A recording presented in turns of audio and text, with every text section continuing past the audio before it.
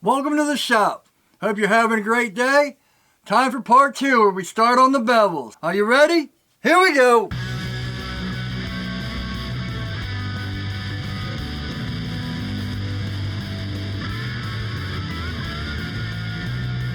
Welcome back. So let me get a few things out of the way. I always say my shirts are down below and knives are down below and Amazon links. But I'm going to start putting the shirts up here so you can see what you're buying. And I'm going to put the link for you to my website up here.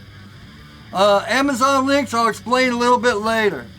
If you like what you see in this video, consider subscribing. Alright, let's get on to it. I'll show you what I do for bevels. These two are the 01.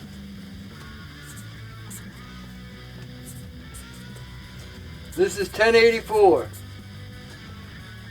This knife and this knife, this is going to be done in the oven. These two are going to be done outside. There'll be a whole video on heat treating, how to heat treat. But first we got to get the bevels done and get the holes drilled for the handles. And then we can heat treat it all. This is our main focus. This is the knife I'm going to show you everything. I might do time lapses on these two. We'll see. So, first thing we got to do is get these things dikemed up. I always put sharpening holes in all of my stuff. Now, I did it on my mill with a carbide bit. I've got a video which I'll put, up here about how I used a trim router and a carbide bit from Harbor Freight and also a Dremel to do jimping. Jimping's on the back like this. So basically you can just take an 1/8 inch carbide bit and do it with a trim router or anything. You don't have to put a sharpening notch. Now that we got that out of the way, let's get some dikem on.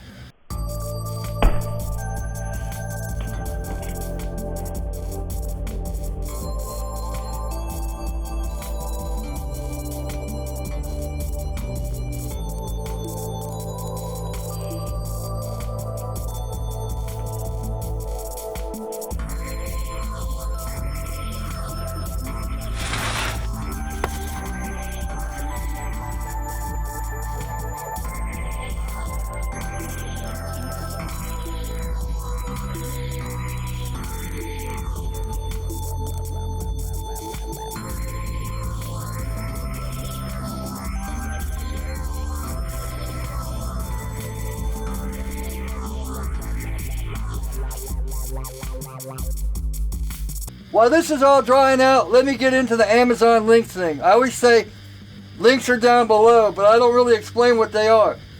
Stuff like dikem, calipers, cheap calipers, expensive calipers, 1, 2, 3 blocks, some of the belts I use. All this stuff you can get through Amazon links, and it gives a kickback to the channel, but you don't pay any extra. So people are always asking me, where did you get that? Where did you get that? It's all in the Amazon links down below. What you want to do is take your calipers and you see where you want to go with your bevel. I would split it a little bit more than half. You strike your line up there, you got your line. You just want to come back to where your sharpening notch is. That should be fine. Same thing. That way you know your bevel lines are going to be exactly the same. So there's your bevel line. That's how high we're bringing our bevels. Now what I would suggest for you is to take a pen, these are even on the Amazon links, and show where you want to come up, straight up, and see this is where the sharpening notch comes in because you can start right there. That way you know you can grind all this and be safe. Because a lot of people are asking me, oh, how do you do your plunge lines? How do you do your plunge lines? How do I get clean plunge lines? Then we'll have to mark a center line. Let me get these other three marked out real quick. I actually made one of these, which is real easy, but these don't follow the lines as well as calipers do. Calipers, even with like a recurve, you can come in and do all that. So calipers are great, but make sure you have an extra cheap pair, and you don't need a good pair for measuring. So, you need to measure the width of something or whatever. So get a pair that you're going to beat up and a pair that you're going to use for measuring. Then we can go for the center line. 1, 2, 3 blocks aren't good. You're going to want a flat surface to mark your center line. And here's what I'll show you. So for marking the center line, you're going to want to get something flat. This is called a surface plate. They have these on Amazon too, and I always use a height gauge. They usually have these in stock. Last time I checked, I think they were out, but I'll check again. I'll put a link to both of these down in the description too. And then there's our center line. Now you see how thick this is? A lot of people will say make it dime size, but I say keep it as thick as you possibly can, especially if you're new to knife making and new to heat treating, because the thinner your blade is, the more chances it has to warp. Alright, one last tip. Always mark the sides before you mark the center. Because look, if you were to mark the center first and then come back, you're going to wipe it out. You know how I know? Because I used to do it the other way and then I'd be like, oh man, I just wiped out my center line. So yeah, sides and then center. Let's get to the grinder. People often ask why I use Dykeman stuff. This knife just fell in the bucket and look, it won't wipe off. That's why you use Dykeman. You know, people are like, why don't you just use markers? Well, because markers will come off. Dykeman won't. Let me go dry these out. Man, I wish I had the camera on for that. It splashed all over the place. All over me, too. Alright, we'll just put those there. This is a ceramic 36, I think it is. It's worn. You don't want to put a brand new belt on when you're breaking the 90s. I've talked about this before, breaking the 90s. The reason you want to set this in, you want to have it at a steeper angle. You know, it doesn't matter how steep. You know, don't be putting it like that, but about, 40 to 45 degree angle. And you want to bring it right down to this line. It doesn't have to be way up or anything, just right down to that line, and it'll set everything in. Now, some guys like to use the tool rest to lean up against or whatever. Some guys use jigs, and everyone's like, what angle do you grind at? I don't know the angle I grind out. I grind out to the center, to this first line, flip it over, and grind down to that line. That's my first angle. Then I bring it up to here, and that's my primary bevel. I've never actually measured, what angle the bevel is. And this part's very important. I wish I could hold your hand and, stand there and watch you grind to tell you what's wrong. But the only way to learn bevels proficiently is practice. Keep doing them, practice, keep doing it, practice. That's the only thing I can tell you. What we are going to do is, this is why I had you draw out the line here. We're not coming all the way to here. We're stopping back here. That's another thing I like. That's another reason I like the sharpen notch. Stop your preheat bevel here. That way, after heat treat, you have this much room to work with. Because the thing that you do when you first start grinding, say this is the line you want, all of a sudden you have this big smiley face and you come way up here. You want to grind this line straight. A lot of people go too far and then they have this big smiley face that looks like this. You don't want that. You want a nice straight line coming up and over. So we're gonna start here. Before heat treat, we're stopping right here. That gives you all this room to work with after heat treat. All right, let's break these 90s.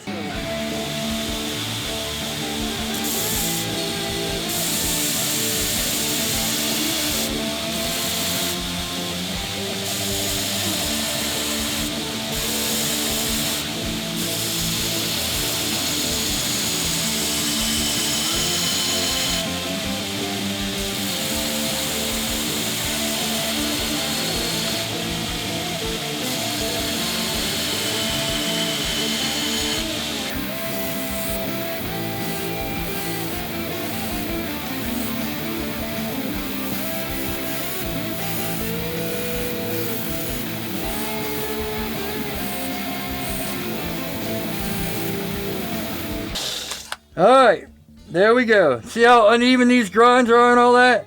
That doesn't matter right now. All that matters is we're right on our line. Straight down. See how thick it is in the middle? That's, try to leave it as thick as you possibly can. In fact, some guys heat treat their knives and then come back and grind the bevels. But we're just going to do it this way. So now, ceramic belts.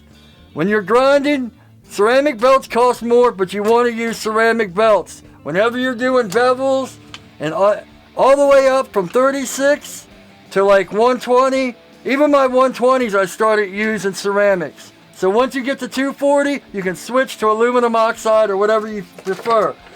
Zirconia, some people like zirconia oxide, I don't like them. You got to get ceramic belts. Otherwise, you're wasting your money and you're wasting your belts, and all it's going to do is make your knife hot and you're wasting your time. Let me go get a 36. Well, when I ordered my belts, I bought all 60s instead of 36. Me and my dyslexia, I thought I needed 60s, but I needed 36s, and so now I got like 30-60s and no 36s. A 60 will work. A lot of people start on a 60, but I like to just grind it in. Anyway, I digress. So now what we're going to do is we're just going to pull the blade straight. We're not coming across like this or anything. We're just going to pull it straight across. We're going to get used to how we grind, pulling it straight. Not pull out, not anything like that. Just pull it straight across at first until we get about halfway up to see how it is grinding. Here we go.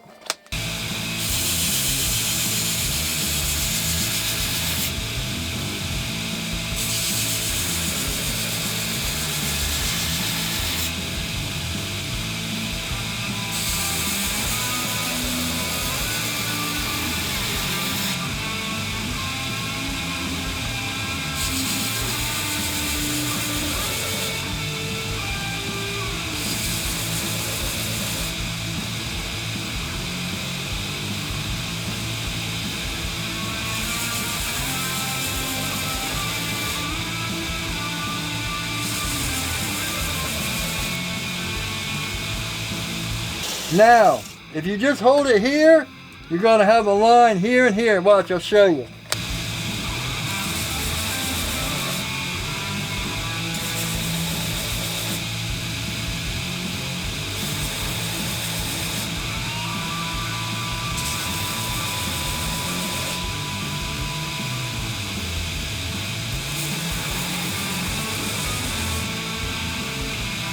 See how it's just going in here and here?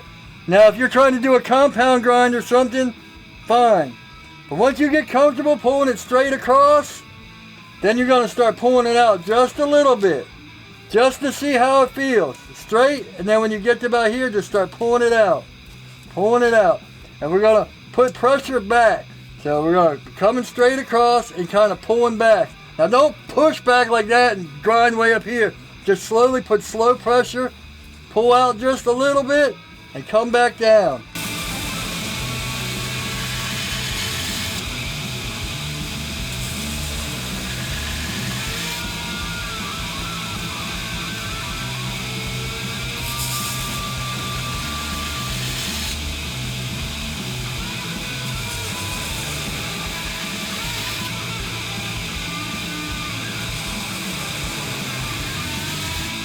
That's another thing. You're going to want to have a spark bucket or somewhere, or some kind of bucket of water, because it's going to get hot and you're going to want to dip it.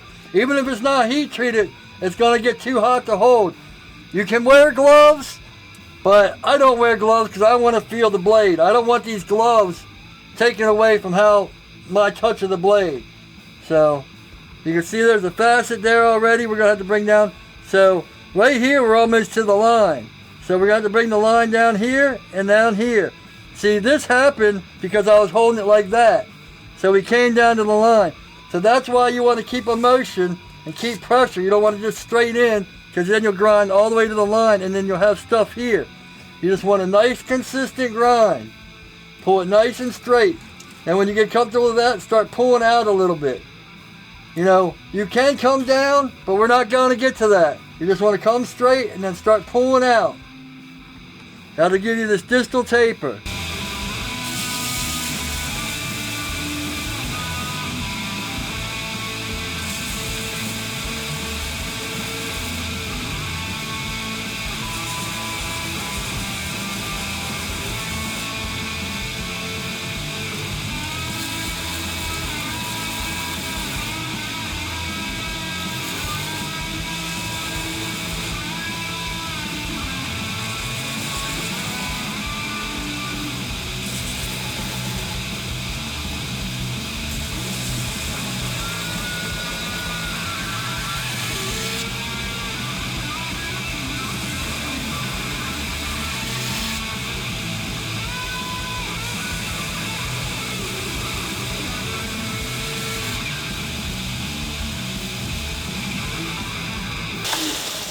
So what I did there is, if you saw, I took my hand off here and I put it here so we can bring this down even.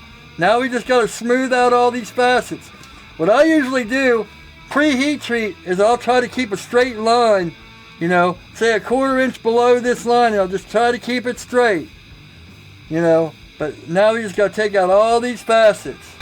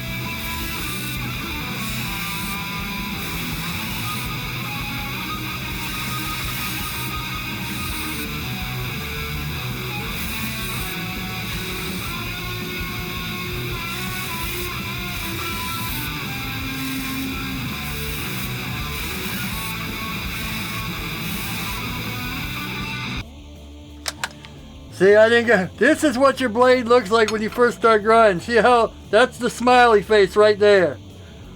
Like say this was up over here. It goes up and then comes back down. You want it all straight. Yeah. See, it looks like the blade is smiling at you. That's what happens when you go up over this too far. That's why I leave this little bit. So, I still got to bring this up. I just wanted to show you that.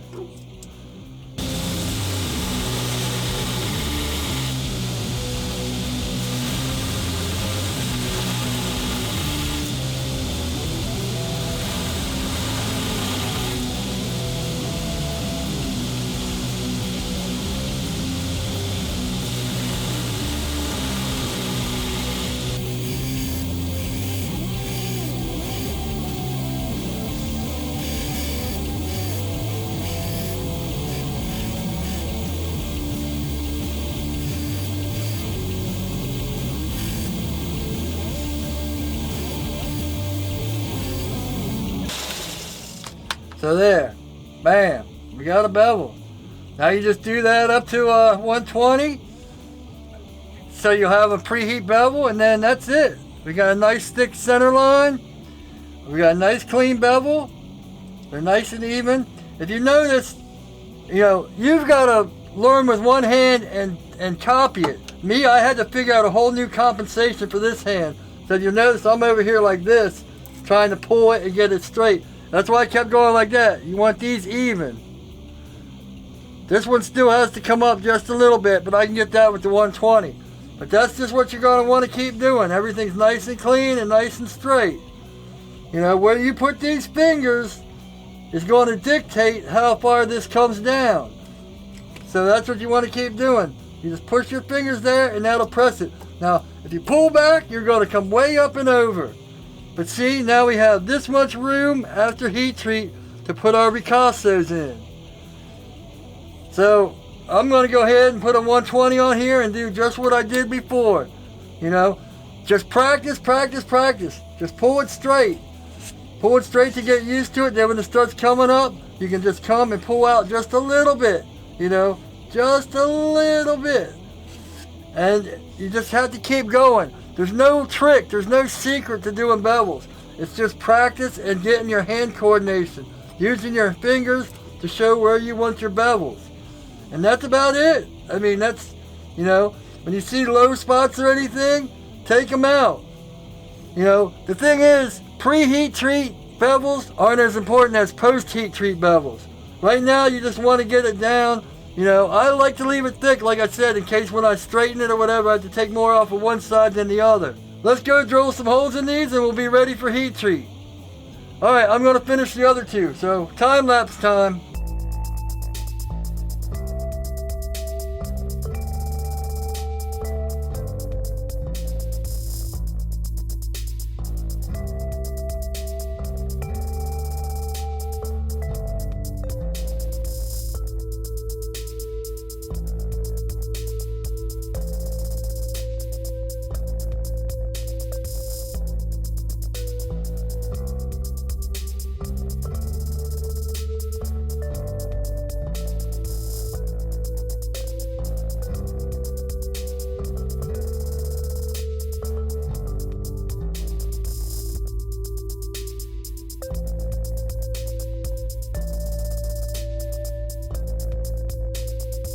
So I like to put some oil on them, like penetrating oil, like PB Blaster, or maybe even WD-40, to keep them from rusting until I get back to them.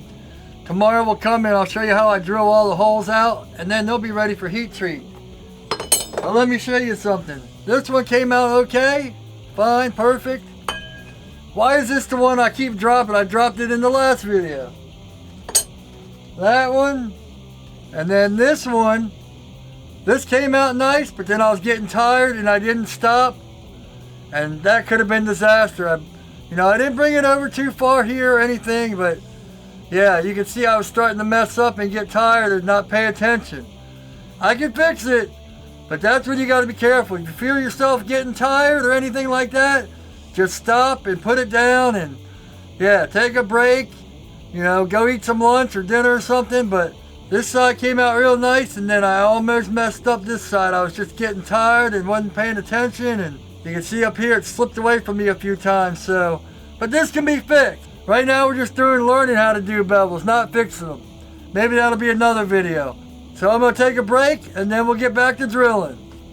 Alright, we're back. It's actually the next day, but I put the same shirt on to give you the illusion like it's only been 5 minutes. Yeah, man. Little tricks of the trade. Anyway, so let's start drilling the holes. I went ahead and I looked up the Amazon links for the surface plate and the height gauge and these. These are all down on my links now. These are centering bits. Actually, a lot of guys use them for lathes and they're made for a lathe, but I use them for drilling all my holes and they work amazing instead of using a punch. In fact, I had a friend, he's like, man, punches are much better. He used the punch, and I used these. He beat me on the first hole, because I had to set it all up and tighten it all that. But by the third hole, I had him blown away. So it takes a little bit longer to set up, and it's just like pow, pow, pow. And as long as you get them on the dot, they're always perfect. Where a punch, you kind of have to go around and find the right thing and make sure you're perfect. This is just pow. So, yeah. Center punches, or centering bits, I should say. Yeah, awesome. Alright, so let's get over here and I'll show you what I do next. Alrighty, so first thing I usually do is I draw out where my handles are going to be. I want them to come in, we're coming up like this.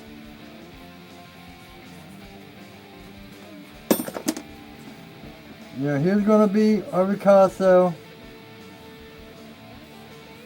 So I draw that, and I draw out how I want my handle.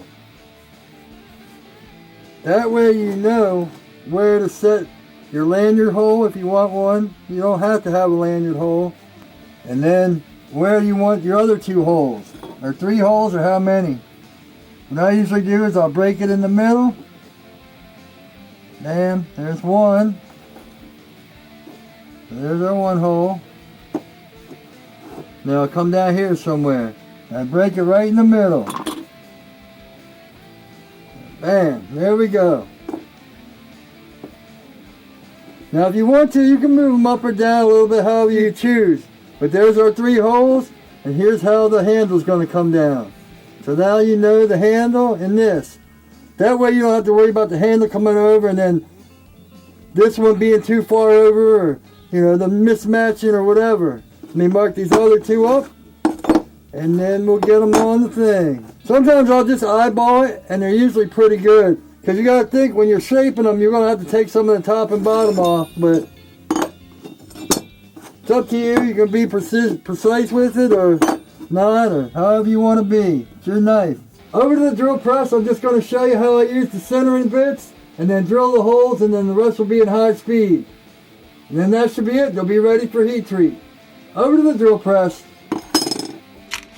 I like to use this middle one for 1/4 inch. Got our 1, 2, 3 blocks. So just line our hole up and bam, right through. Now this is hogwash. I just put it in a separate bottle.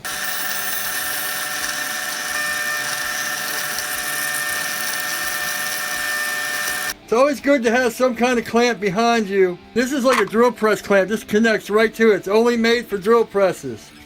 So that way, if this spins out, it's going to hit this and not spin around and catch your hand. I've seen some pretty bad injuries from people that just didn't care and weren't smart about it, and it spun out and then they tried to catch it. If it does catch and starts to spin, get your hand out of there and turn off the machine. Don't try to stop it. Here's something I learned from Niels Vandenberg. If you chain your key onto your press, you'll never lose it. You'll never set it aside and miss it. Niels Vandenberg has a lot of great tips like this. In fact, I think he has like a 60-part tip thing on YouTube. Now, when it comes to drill bits, you can buy the Cobalt. You can buy these. They're molybdenum bits. They're actually tougher than Cobalt and work a lot better. Now, 1084 is pretty easy, but when you're working with 01, well, 01 will work hardened, so you have to be careful and keep it cool. I remember when I first started out, we were using 01, and man, it was a real pain because we had it work hardened. Once you do that, you're in for a fight. So, yeah, with 01, you just have to keep it cool and keep it steady and use good sharp bits. These molybdenum are really good for that. This is where you can bring in the hogwash or some kind of coolant. You know, you got your Easy Glide stuff or whatever. They all work. And make sure when you're drilling, your 1, 2, 3 block is right over the hole. That way you're not going into the 1, 2, 3 block.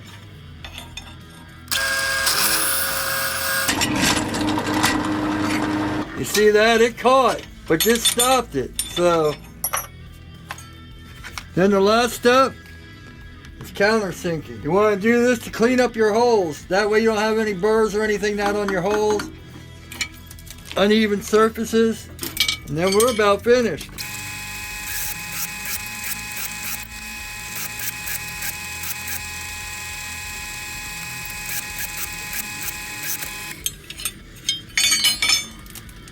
Ta-da! So that's about it. They're all drilled. All the holes are countersunk and all that. The next video probably won't be the outside heat treating because it's cold. I'm going to try to get to the outside heat treating, but it'll probably either be heat treating inside of my oven or me building my second heat treat oven. I might take a little break, and then when it's warm I'll go outside and do the basic heat treating for cheap, because that's a really easy one. If you watch my live stream, I actually showed how I do it, but I'll actually show, you know, with canola and all that, because I want to test 01 to see if it's just as good when you do it in an oven or when you do it with a torch. But that's it for now. You know, Amazon links down below. I know I've talked a lot about Amazon links this time, but I kind of wanted to explain what they are because I kind of just always breeze over it. I'm not a good salesman, but the shirts and knives are all up there on the website, down below and up here in the corner. Thanks for watching. Hope y'all having a great day. Thanks for the support. And as always, take it easy.